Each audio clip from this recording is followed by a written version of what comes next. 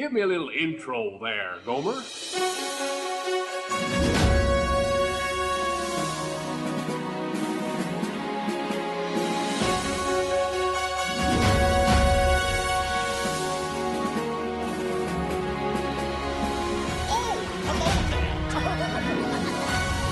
no turning back now.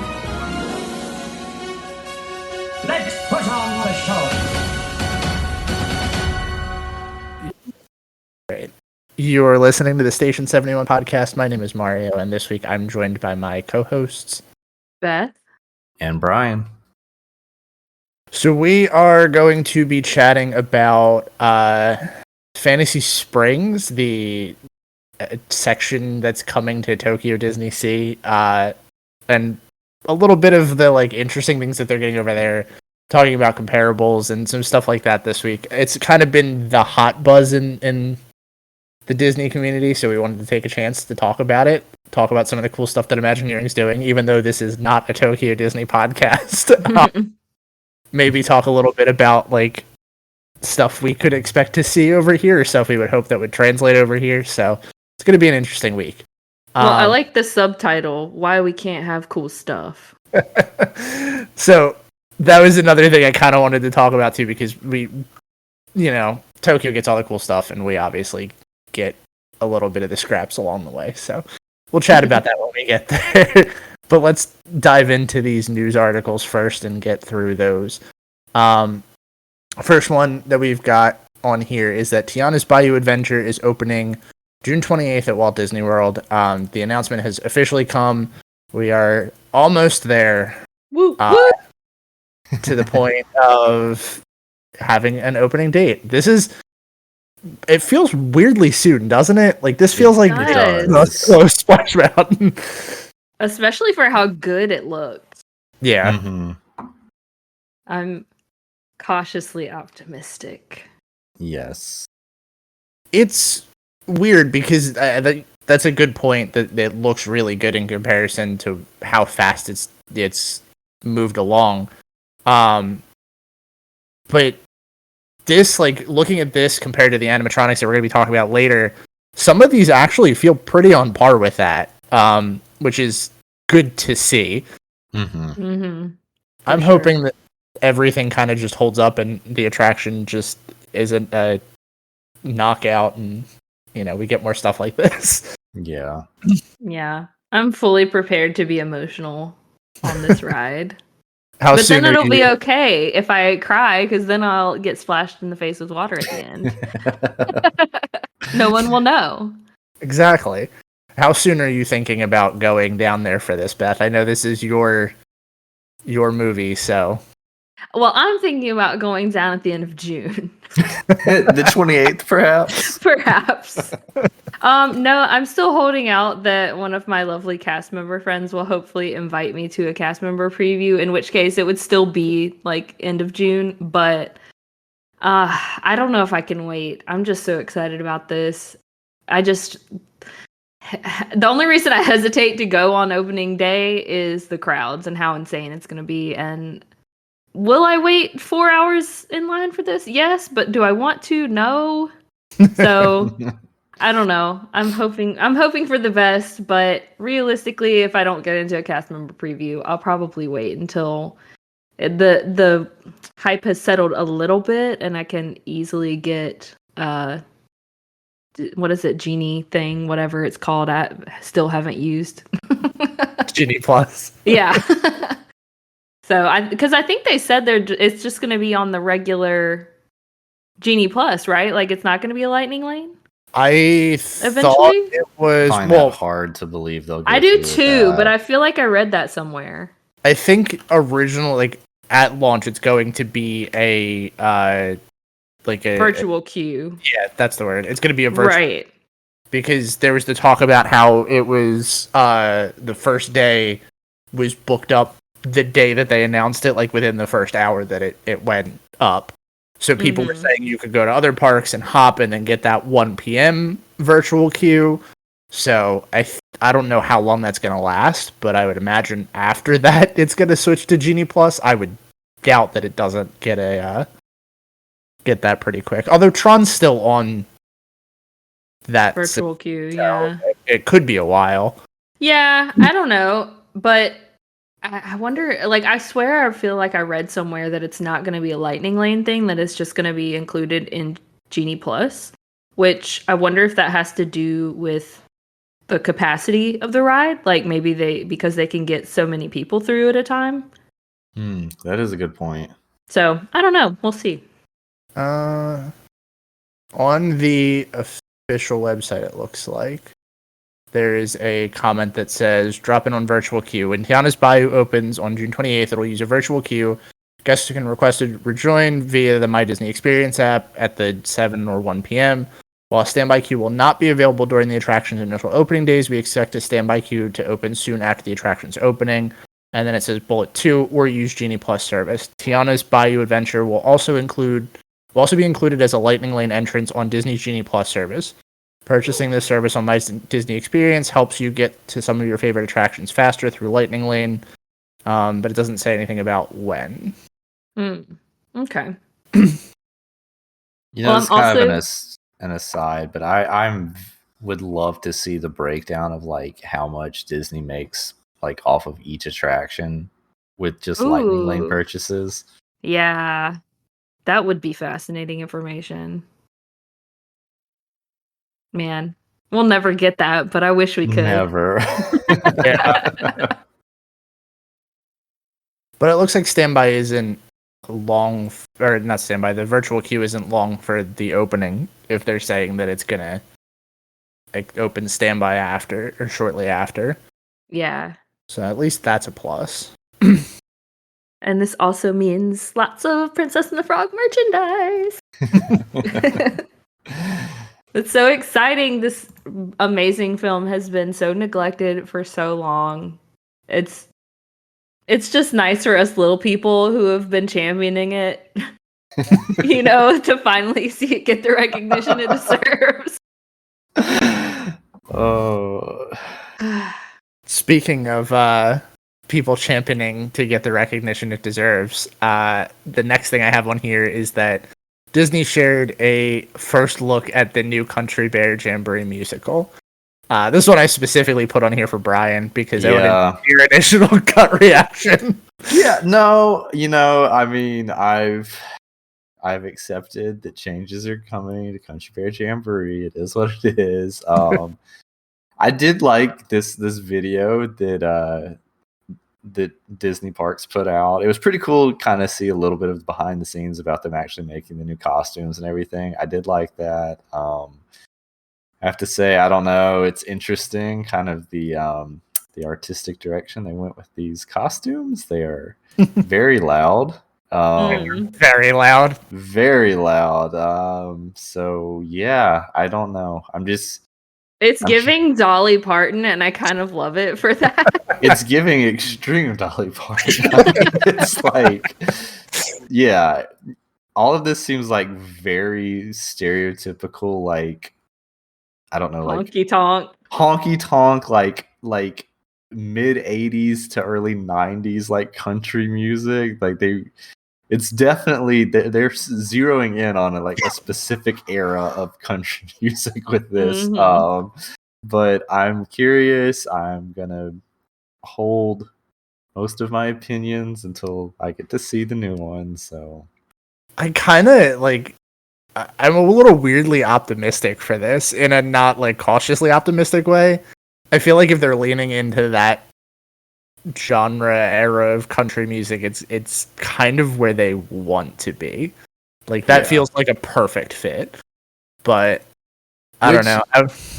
God. It kind of makes sense, I guess, when you think about it, because looking back, I guess in the 90s and stuff, the kind of 70s or even back to 60s kind of country music that they were doing seemed pretty hokey to people, and I think this is gonna seem comparatively hokey to people nowadays. So I guess that's kind of in line with Country Bear Jamboree. I was about to say hokey is the goal, right? Right. So thank you.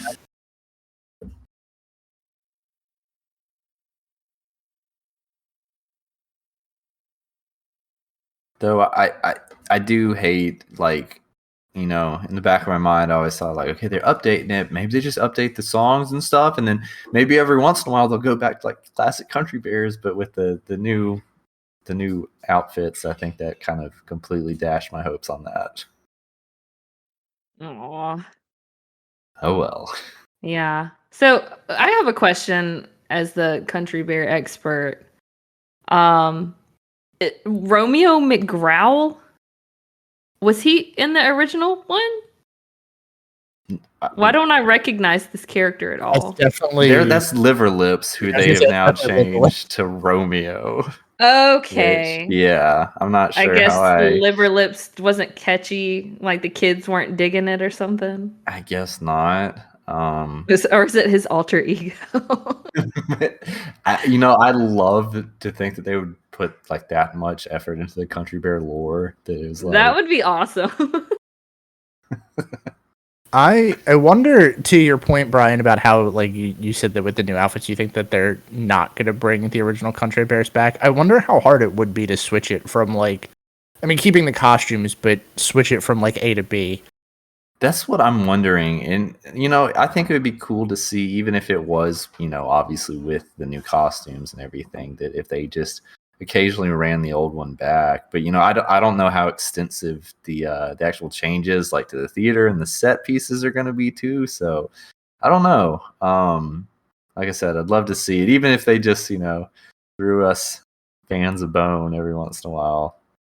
Well, I mean, didn't they do overlays for it at one of the parks? They did. Overlay.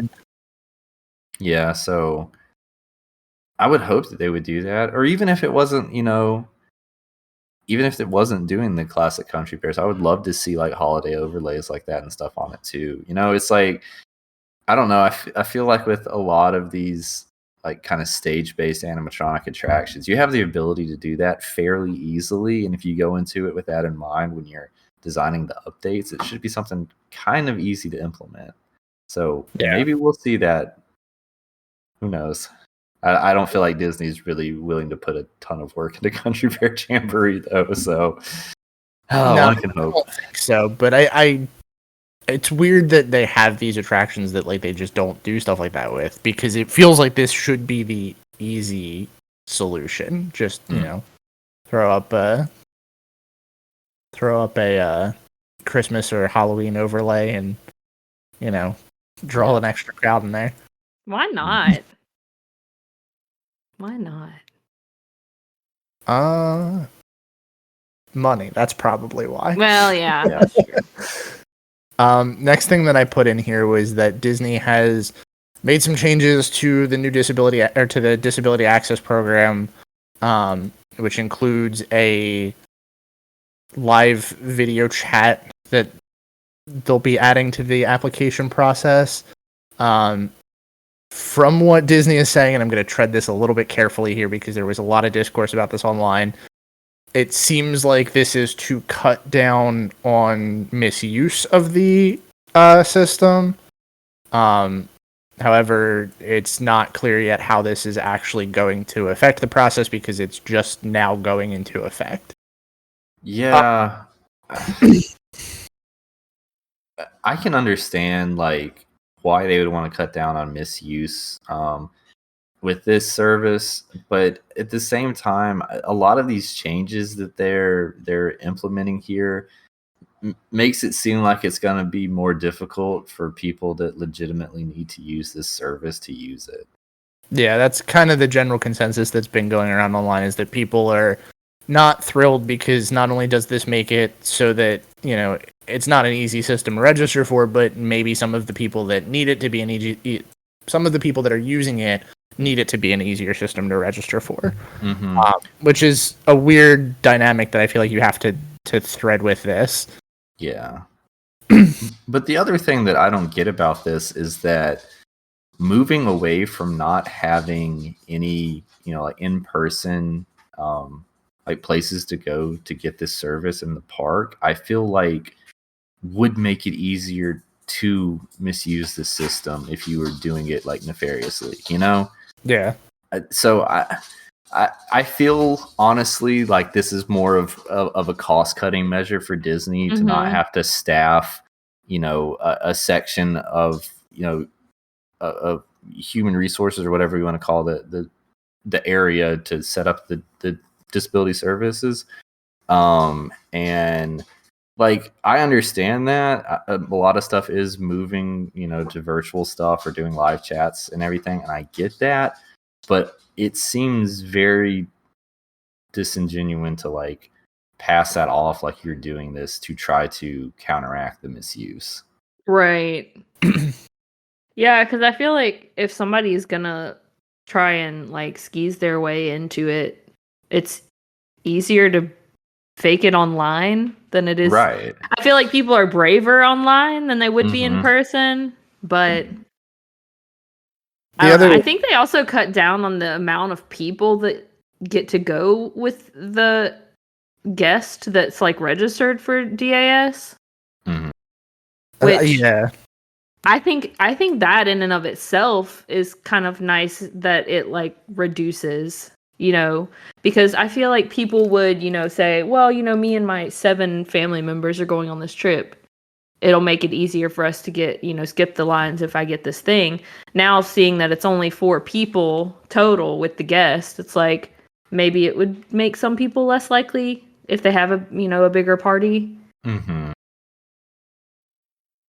And I mean, in theory, if more than one person in the party needs it, then more than one person in the party can do the video chat, and then you can get like however many people in the party.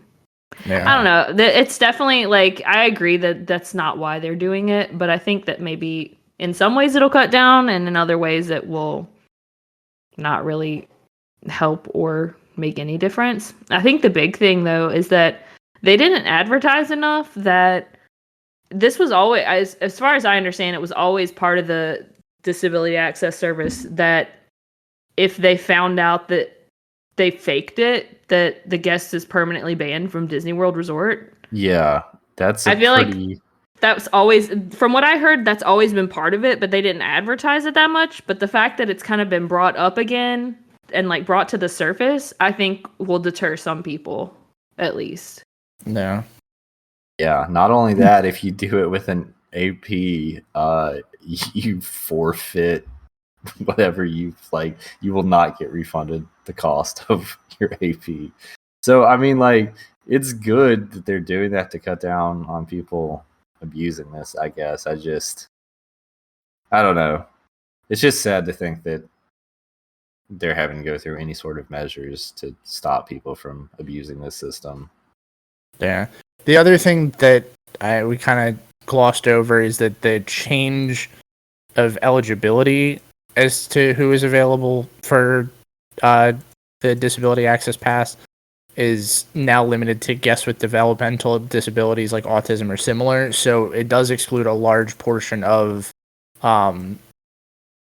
people that would utilize this that their disabilities don't classify as like a developmental disability. So I think that's a little bit of that needs some work before this gets any sort of goodwill back to it, but I don't know how they're going to fix that either. That's the thing, is like at the end of the day, this seems like a very subjective call that somebody has to make. It's working for Disney on this, and to have to make that kind of subjective call over a video chat, not in person. There's a lot of red flags coming up on this for me. Yeah. That's where I'm kind of landing with it. Not to sound, not sympathetic to anything, but I feel like it is a hard call for somebody else to make, and I won't discredit that. But at the same time, I think that there probably should have been a little bit more thought put into this from what it seems like, because they are definitely excluding a lot of people here. Yeah. And then on a more happy note, the last thing that we have in here for news is that Disney has filed a permit for Peter Pan's flight, which may mean that it's going to get a refresh soon. As far as what the permit entails, it doesn't really have too much detail here. It just says that it's got a title of install set elements, which could really mean just about anything. Yeah. Fresh coat of paint. Yeah.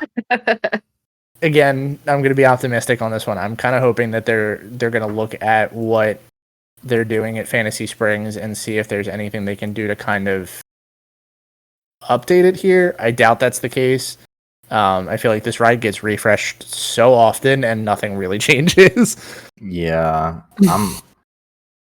The other thing that I feel like is that, we've kind of talked lately about Disney being pretty light on like D23 announcements and stuff. And Yeah. I feel like if something major was coming to Peter Pan's flight, that would be something that they would want to showcase. And since we haven't heard anything about that, I'm leaning more towards fresh coat of paint. Yeah. Well, and the Yeah. funny thing is too, like, if you think about it, the last major refurbishment that it got was the queue update, right? Like that was the last big thing that it really got. I feel like the rest of the ride is due for some love, but also it's probably just going to get a fresh coat of paint when it comes down to it. Yeah. And I mean, if they did really anything, it would just be a whole new ride at that point. That's the thing is I feel like with this, it still garners like so much attention, even being kind of like, the classic state that it's in, that they're either going to do minor updates to keep it going, or they're going to like clean house and put something new in. That I don't feel like they're going to do like a onesie twosie animatronic added in there. I think it's going to be like full tilt or nothing else. Mhm. Yeah, exactly. It's just models, right? They don't actually move. Well, I mean, turning a head side to side is Well, an animatronic, right? I guess.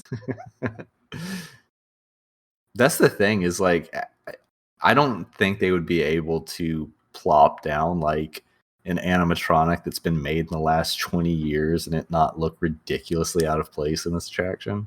Yeah. And that's funny thing, because I feel like this attraction with the updated queue, like the updated queue looked pretty cool.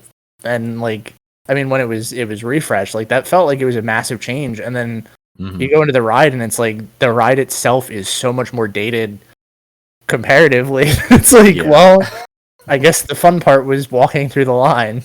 And I mean, I love this ride in like it's so dated kind of way. And I think I was gonna say love is a strong word. I have an attachment to this attraction, I think. But I don't think it was one that I would be upset if it got a major rehaul. Yeah, especially not with the wait times. It's like at least give me a reason to wait an hour. Yeah, that's true. An hour. Not that I really wouldn't wait. That's a pretty good time. Actually. Yeah. I honestly wouldn't even wait an hour, probably. But this is one attraction that, like, I know we've talked about this before. We're kind of beating a dead horse with this, but I still do not understand the wait time that this demands. No, I don't either. Like, yeah. There's like, I feel like there's this underground like team of people that's just like inflating the wait times in Peter Pan's flight so that they don't change it or something. I don't know. Yeah, there's no way that this is like organically happening. Well, and it's bizarre when you look at like what else is around it too, because it's like not that there's a lot that is like incredible except for, the Haunted Mansion's right down the road, but like there are other attractions that are immediately like in that same vicinity that I could understand better having a wait time over this one. Mm-hmm. Like, you can make the argument, and I mean, I'm not making this argument, but you definitely could make an argument that It's a Small World could command a decent wait time, and this not. That's the thing. At least It's a Small World, I feel like, has a stronger like nostalgia tie to it for people. So yeah, if anything, I would imagine it would be longer, but it's almost always Peter Pan's flight, like twice as long. Yep. Which is kind of weird if you think about it. You kind of would think they would even out because Small World is like 20 minutes long, but you're filling the boat with like, 20, 25 people. Whereas Peter Pan's Flight is like really short, but 2 minutes you long. only have like, and like 3 people per whatever kitey dude whatever it's called. I did a little bit of 30-second research, and Peter Pan's Flight can only accommodate 800 guests per hour. And it said, for comparison, Pirates of the Caribbean can accommodate 2,000 guests per hour. Wow. So that, okay. Well, that there helps, you go. I guess, expand the wait times because it's just literally not able to move people through it as quickly. What is Haunted Mansion? Let me see if I can find that. Because it's similar. Let me do some research. It's essentially a hanging doom buggy, right? Like it's constantly moving. Yeah. And it fits about the same amount of people. WDW Magic has a forum Haunted Mansion capacities. If you Haunted Mansion. Okay, well, sorry, this is Disneyland, but I would imagine that it's extremely similar. 2,600 riders per hour. Yeah, how does that work? The third highest capacity ride at the park. Well, Haunted Mansion is one. I feel like a lot of those rides, like Haunted Mansion and Little Mermaid, the ones that have that conveyor belt system, they're just constantly moving. Yeah. So but isn't Peter Pan's Flight doing that too? You kind of have to like jump onto it. Yeah, I guess that's also true. But I feel like I've been stopped more on Peter Pan's Flight than I have on. You do hang out for a. Yeah. Oh, wow. This is saying that Disney World's version is even higher, that Haunted Mansion can board 3,200 people per hour. So, yeah, I mean, that's 4 times as much as Peter Pan's Flight. So, that's crazy.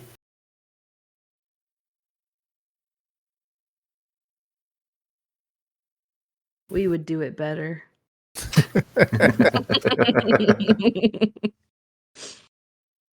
And speaking of doing things better, it was a perfect segue.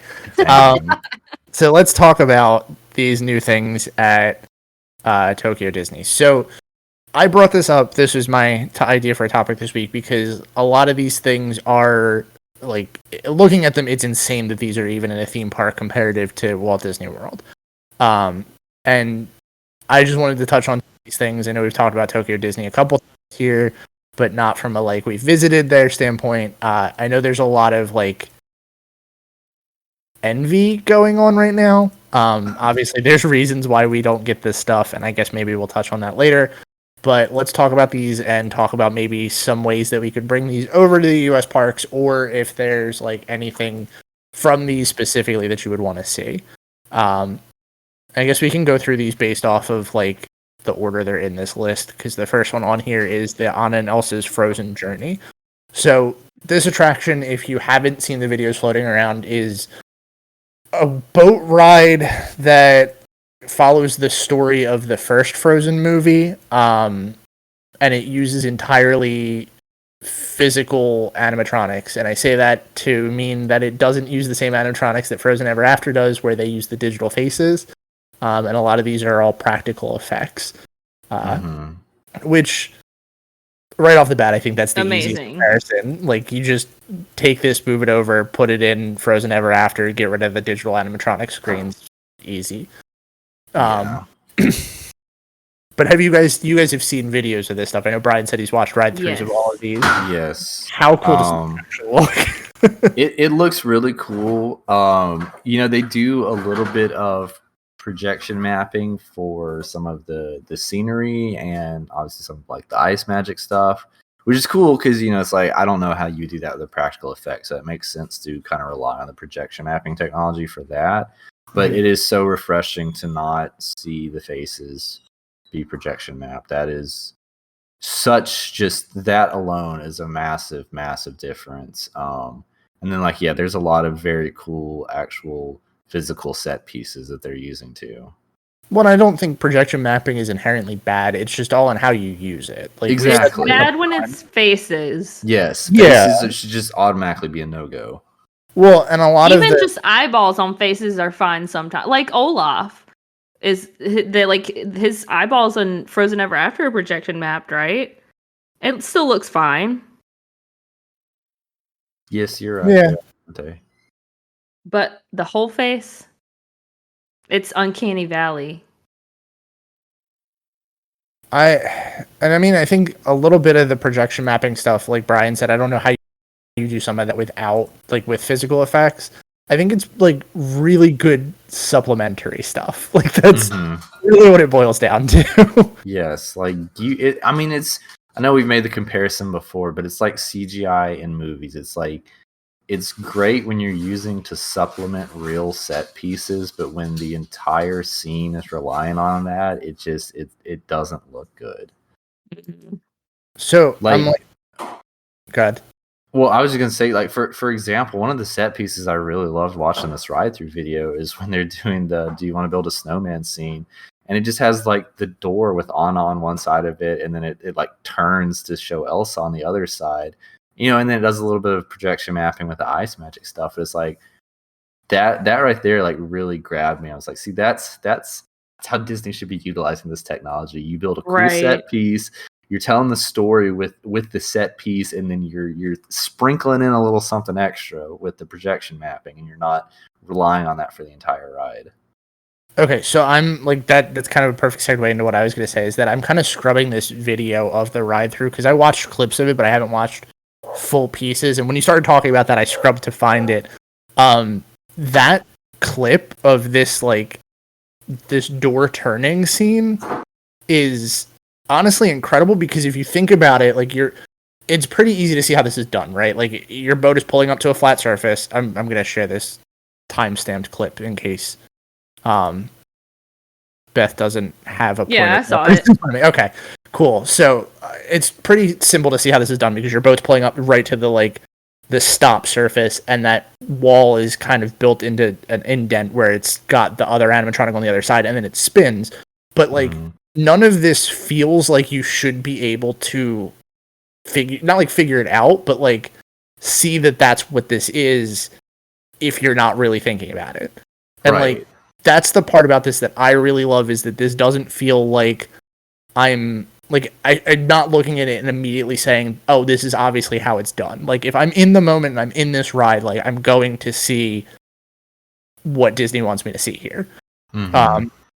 And to the point of you saying one of the things that's pretty simple, but also like definitely works, when they're doing the Love is an Open Door scene, and you ride past the one section where there's like a boat and you can see them dancing on the other side. Like, that's obviously projection mapped, but it works really well because you can tell that that's what it's supposed to be. Mhm. Like, things like that I think are perfect for that technology. And that's I think the biggest thing is that, like, when you look back at good classic Disney attractions that still hold up, it's not just that they're relying more on physical, technology to do the things. They're not inherently relying on one thing. And when the screens and the projection mapping in some attractions becomes like the only thing, then it doesn't make it special anymore, because the whole time it's like they're just doing projection mapping. Yeah. So yeah, I this got me like really excited, just to think that, like, Disney has this technology. Disney knows how to utilize this technology. They just need to do it in the US parks a little bit more. So Right. it's like, it's there. They can do it. Let's just see it happen. Yeah. Can we, I know you briefly said some of the ice magic stuff. Can we touch on that really quick? Because I think that's probably the part that got me the most excited about this attraction, was those little clips that got shared of the part where Elsa uses her magic for the first time and freezes everything in Arendelle, and then the part where she freezes Anna. I think those two bits of effect work like brilliantly for this attraction, and it's so fascinating to watch it over and over and like just see how they've utilized that technology, because it's something that's honestly just works so well. Yes. I was scrubbing through this again, looking at this, and like that one scene with the effects of the ice like shards coming up through the floor, and then like the freezing of the fountains is just, it's incredibly well done. Yeah, and then to that point, that's also projection mapping. Those fountains, Right. if you're pulling up to them, like this video, it's very obvious they're projection mapped fountains. But the way that they freeze and work with that set, it makes that effect that much better. It's a hell of a lot easier to suspend your disbelief when the effect looks good. Yes, that's very true.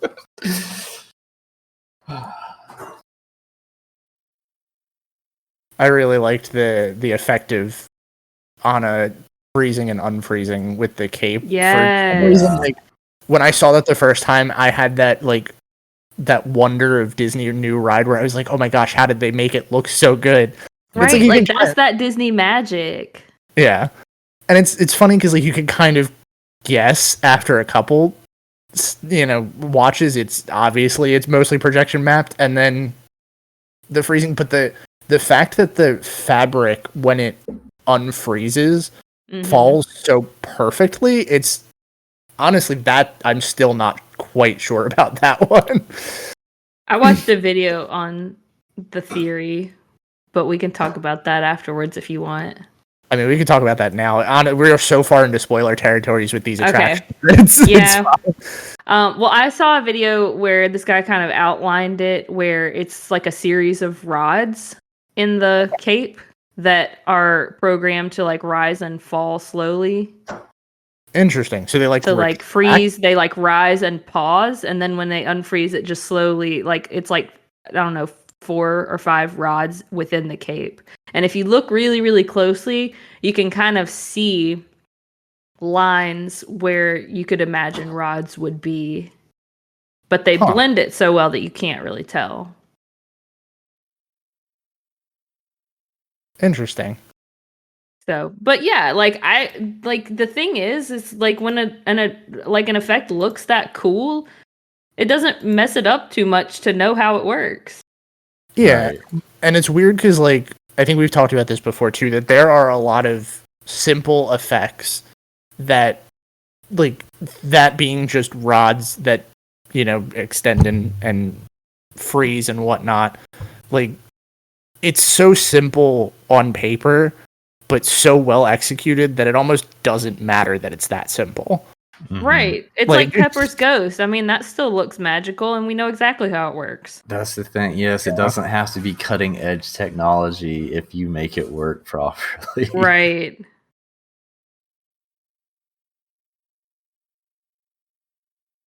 So the next one on here, unless anybody has anything to touch on with Frozen, any final thoughts on that?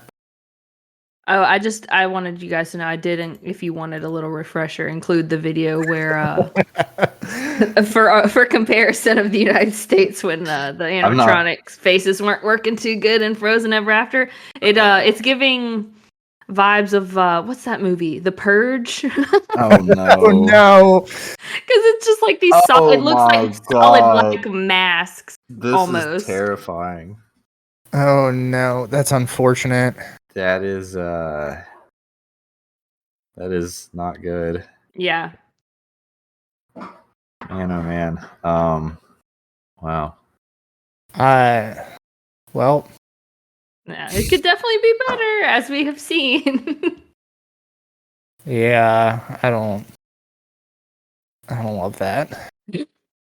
I love that at least like Navi River Journey has kind of like, I mean, it's a terrible B mode, but it's like at least they thought, okay, something might go wrong with this. Let's have a backup plan. And Frozen Ever After, they're just like, nah, let it ride, man. Just completely traumatize these children that are coming through the ride. But, right? Can you imagine? Here's the thing with that, though. Like, Navi River Journey's B mode is to projection map onto a scrim, right? Like, it's not a great B mode, like you said, but if the projection mapping software goes down on this, like they can't projection map onto. That's true. Yeah, that's clearly what's broken in this video. But man, oh man, I mean, this is the perfect example of just like you live and you die by the technology. You know, it's like when it goes bad, this is what you're left with, and yeah, especially with it being a Frozen ride. You know how many like little children were super excited to see Anna and Elsa, and then bam, you get this. Could you imagine if like the B mode for this attraction was to just take the animatronics away? I honestly think that's a better call than leaving this up. Yeah, I mean, yeah. Like that's the only thing I can think of that would just like work. Like just take them away. Don't put them there. Or Throw like, some face characters in there. Yeah, turn them 180, and at least they're just like they're. Oh no! It'll be backs holding hands, you know. Yeah, it's the newsboy from Spaceship Earth. extra. Oh That's no. Funny. So the next one on here is the Rapunzel's Lantern Festival attraction, which we've talked extensively before about like how much we would like original attractions and not IP based ones, but like these are all just basically the story of the movie, and I have so much high praise for just the videos I've seen. I would be okay with it if it was this good. I agree. Like this, honestly, I think these attractions just, to me, if we could get this quality, I would never be like, I need original attractions in the parks again. I mean, it would be nice, but I wouldn't complain if they were this good. I feel like that time is over, unfortunately. Yeah. So our next best option is to have really high quality IP attractions, but unfortunately, we're not getting that either.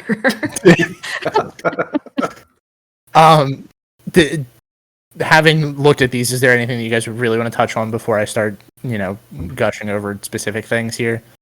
Well, I love that they got more than a bathroom, first of all. And especially love that Rapunzel's like sitting, like leaning out of her tower, doing her little song. This it's is so like, cute. That's the one thing that I like absolutely. The rest of the attraction is great and it looks really good, but like, can we just get an animatronic Rapunzel of this caliber hanging out of the tower and like singing the songs? I would be fine with that. They're already the best bathrooms in the park. You can make them even better. I do also, my other favorite parts of this attraction are the hair glowing scene. It's really cool, and I just want to be in that room with all the lanterns because that just feels magical. But again, it's just so cute, and like the fact that they're actual animatronics and it's really well done and high quality and lots of prop pieces adds so much. And that's the thing that I got by looking at this one too, is that lantern scene is so good, and it's not relying on any sort of like really advanced technology. It's right. It's LED balloons. Right. The animatronics are fairly simple. I mean, their movement looks really good. It's like fluid, and you can tell it's an updated animatronic in that sense. But it's like they just did a really good job building a set here, and it just works because of that. Yeah. Oh no. I made a realization, guys, and I don't think that it's a good one. Uh-oh. So, does anybody want to take a guess at what my thought was when I was watching this little clip of the lantern scene, and the animatronics and everything in there? What? This is what could have been in that section of Under the Sea. It's literally the same thing. Oh my god. Literally the same thing. If you think about it and you break it down to like the specifics, it really is, and even the track looks about the same, like the layout of it, because it's got the animatronic in the middle. Look, which should be good, and this is good. It's got 1,000 simple animatronics around it in the lanterns, but it's not anything that's like groundbreaking. They just designed it better. Well, it's dark enough that you can't see the strings that the lanterns are hanging from, like you can with the fish in the scene. And Rapunzel doesn't look like she's being held hostage, so. Yeah. Man, that would have been a much better use of the space. Yeah. I also, my one thing that I know that we will never get because of Florida's weather, but going back to the tower sequence, that's outside, like Yeah. actually outside. And Oh, I did not realize that. Right. I was Yeah. wondering when I was watching this, I was like, how big of a room is that I can't see any like scrim or anything in the background? That makes a lot more sense. But honestly, like that, it works so well for stuff like this. And I mean, Rise of the Resistance has a portion that's outside, but I don't know. I wish that we had more of that, where like there's sections of the ride that they don't have to design because it's outside. It works. Like, I don't know. I guess they're not worried about that Rapunzel animatronic. Yeah. I think it's really cool that people can see it from the queue and like outside of the ride too, because I feel like that draws people in and makes them want to ride it. Obviously it's new, so people want to ride it anyway, but I feel like if you didn't care about this and you saw that, you're like, oh, that's cute, let me go hop on that. Yeah, exactly. But yeah, I want more like jaw-dropping moments. Like you mentioning Rise of the Resistance made me realize that that's kind of the last time that an attraction has made me go like, oh my god, what? That's crazy. Mm-hmm.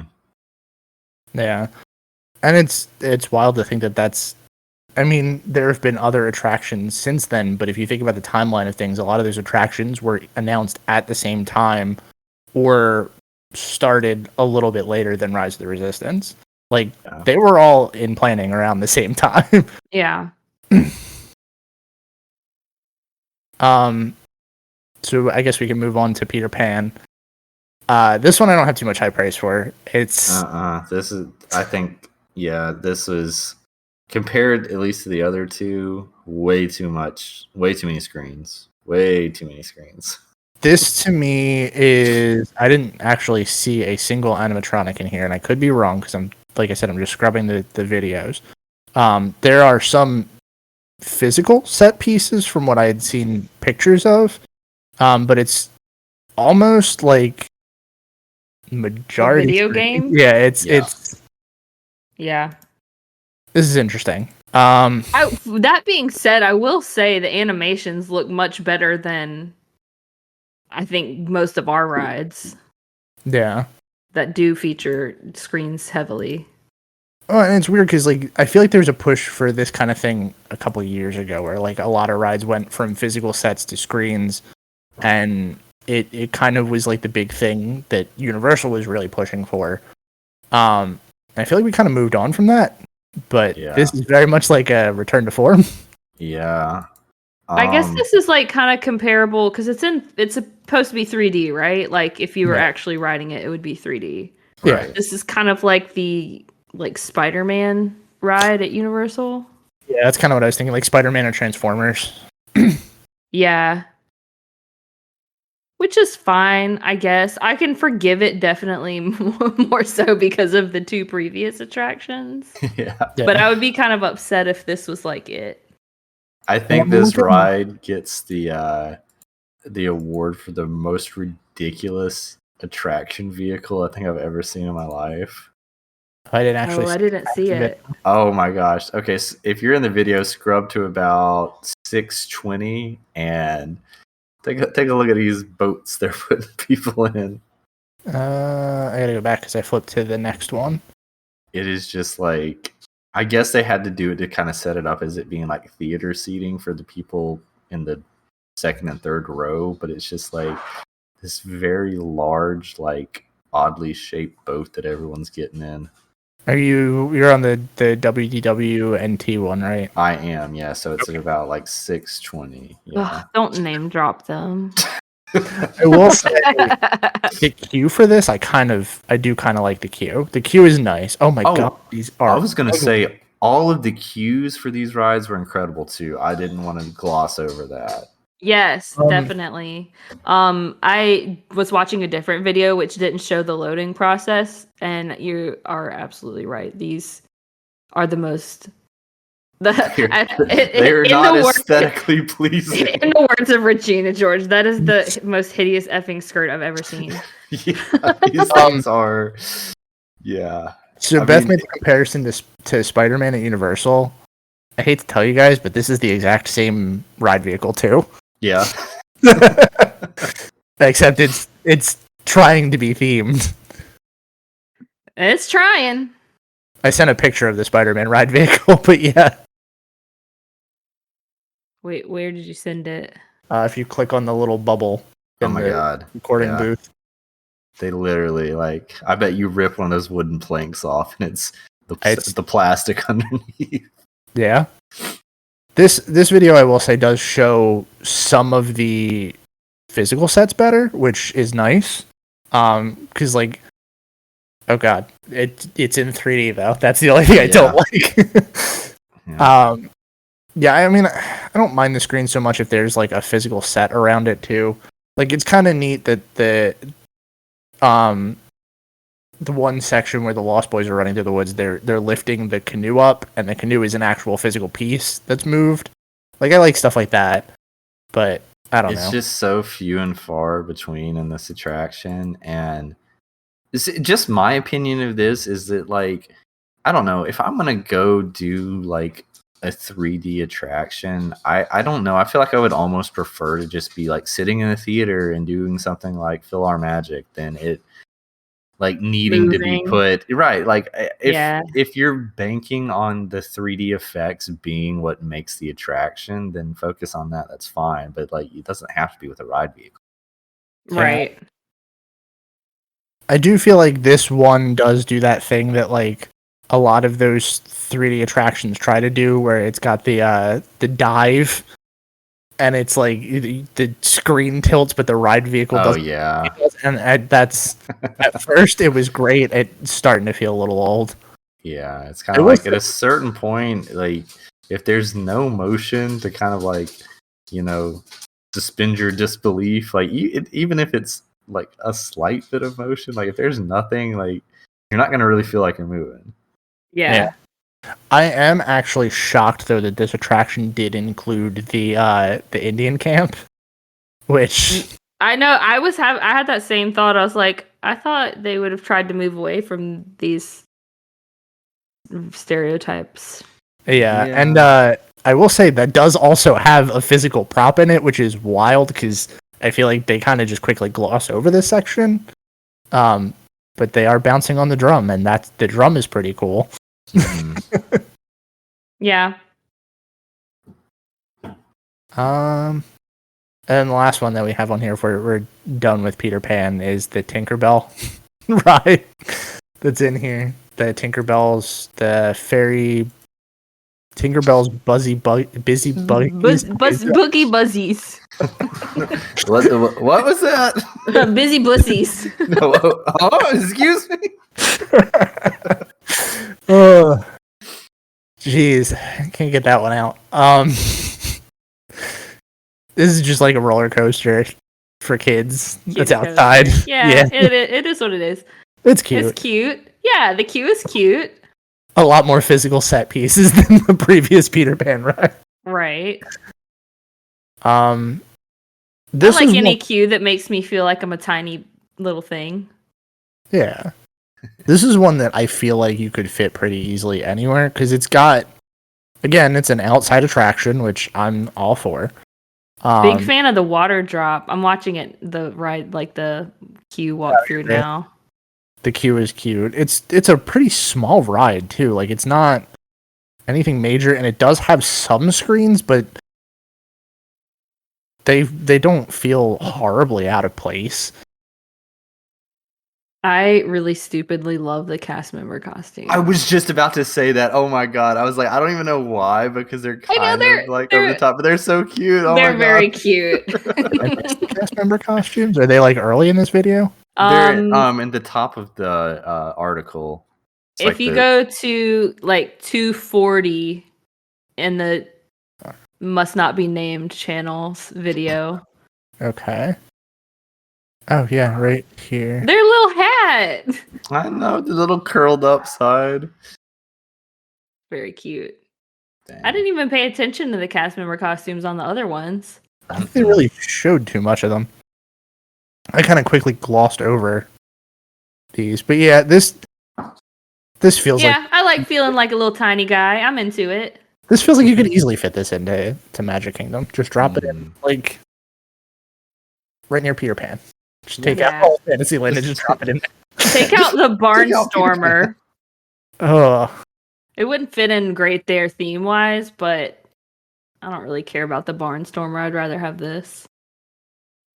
and ride vehicle wise, I mean, cute ride vehicle. It's Very definitely cute. not as. It's weird that like this is probably the better Peter Pan attraction in terms of like the things that we like. Yeah. Mhm. Probably not the e-ticket. Yeah, it's like a wholesome Mr. Toad. Yeah, that is exactly what it is. I mean, it even has the old school like center track ride system. So yeah, Yeah. Where you don't die at the end. and go to hell. Yeah. Right. Goodness. But yeah, it's cute. I have no complaints about this. Yeah, I mean, all of these are great. I think a lot of these we would hope we could get, but we're not going to. Mhm. Yeah. So that was kind of like, I wanted to talk about them. I wanted to see if like maybe you guys had ideas to fit them in anywhere. We kind of touched on that along the way. But yeah. Well, first, can we talk about... Here's my theory. And this is probably less of a theory and more of just I need the sources to back it up. But the reason that I feel like everything is done better in the Japan parks, and there's so much more, I don't know, attention to detail and like attention to quality, is because they value artistry much more in that country. Because like think about, I don't know how much of a like nerds you guys are for like anime and manga and stuff like that, but it's just like if you just look at like a page of manga, there's just so much work put into it. You know, there's just tiny little strokes here, there, everywhere. And they're churning these things out every week. Like they're turning out a chapter a week. And I feel like the same kind of concept goes into the parks where they're just like, well, we don't want to be subpar. We're like, yes, money is nice. But over here it's like money is king. Mhm. Where over there, it feels like the artistry is king.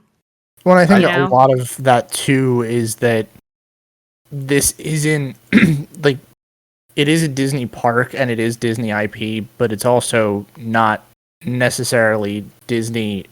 I don't know if it's owned and operated by Oriental Land Company, but Disney's not the one that's footing the bill for this at the end of the day. That's the other part of it too.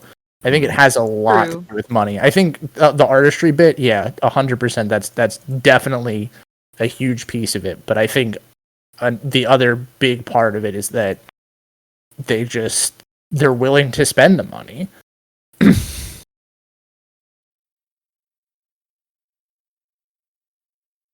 It does say, according to Wikipedia, so take it with a grain of salt as always, that Tokyo Disney Resort is fully owned and operated by the Oriental Land Company under a license from the Walt Disney Company. I wonder how much of that, like, how much of the technology they also own, or if it's like Disney is providing them the resources and they're doing it. Like, that's the other thing that I wonder too. Yeah.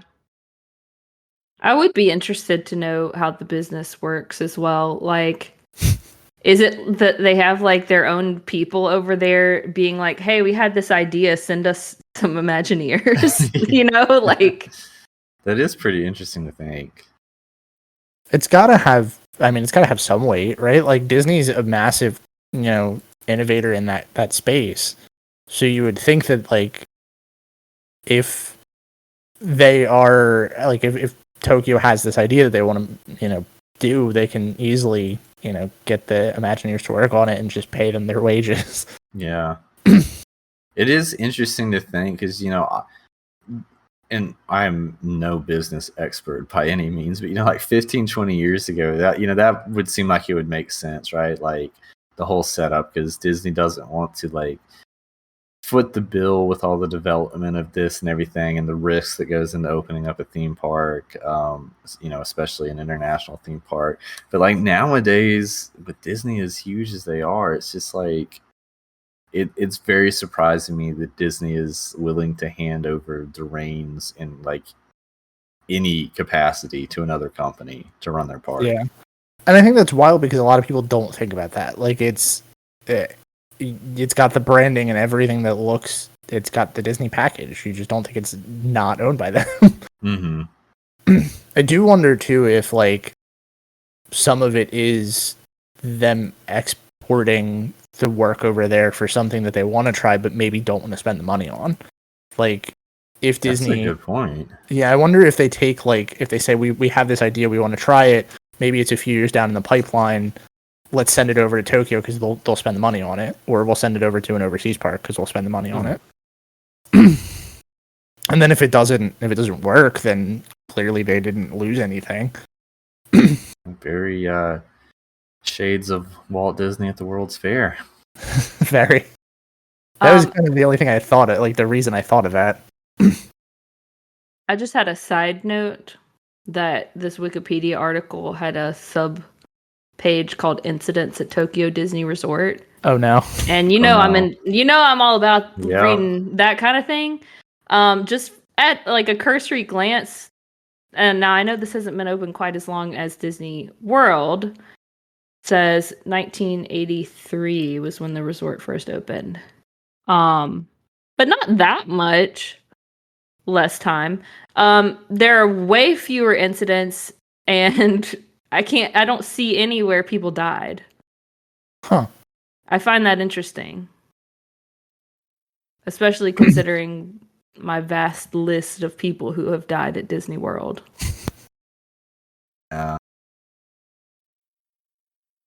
Perhaps they do safety better there too.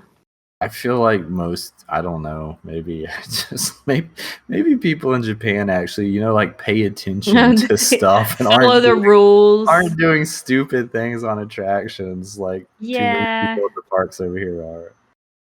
That's probably true. This one is fun.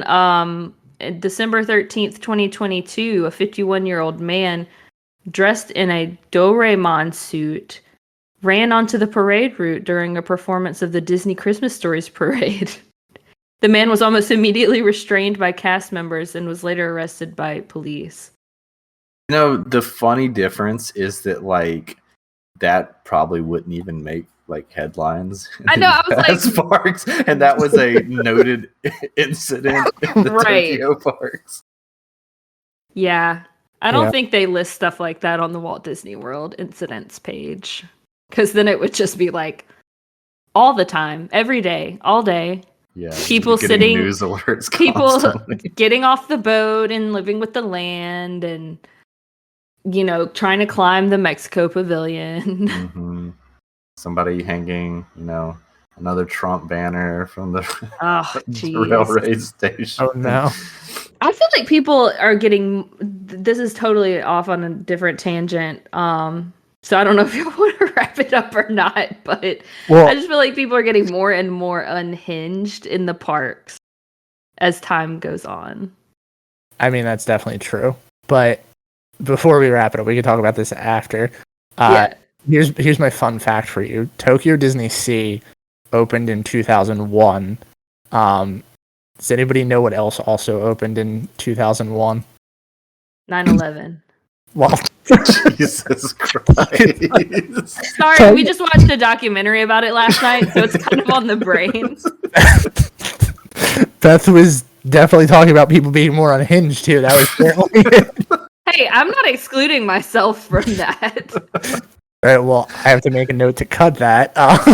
Yeah, sorry. But Mario, what was it that opened? California Adventure also opened in 2001. Opened before this by a couple months, but it's just wild to think about the difference in quality between California Adventure and Tokyo DisneySea. That's huge difference. That fact made me sad. I did not find that very fun. You want another fact that will make you sad, Brian? What? River Country also ceased operations the same month it as did. Tokyo DisneySea opened.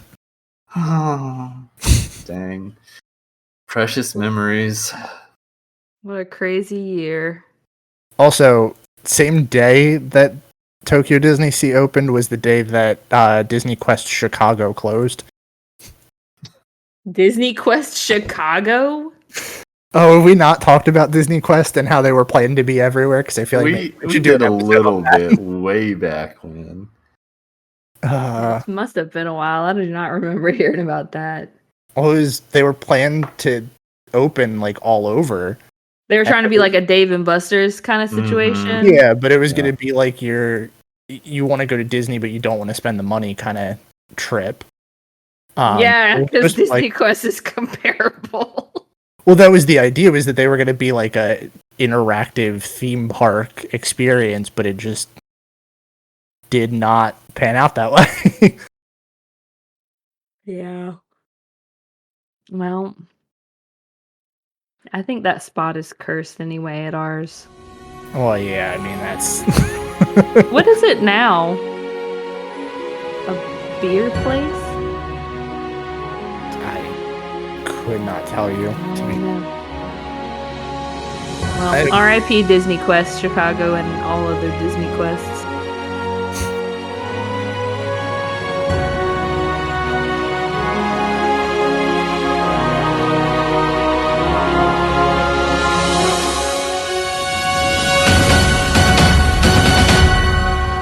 Please stand clear of the doors. Por favor, manténganse alejado de las puertas.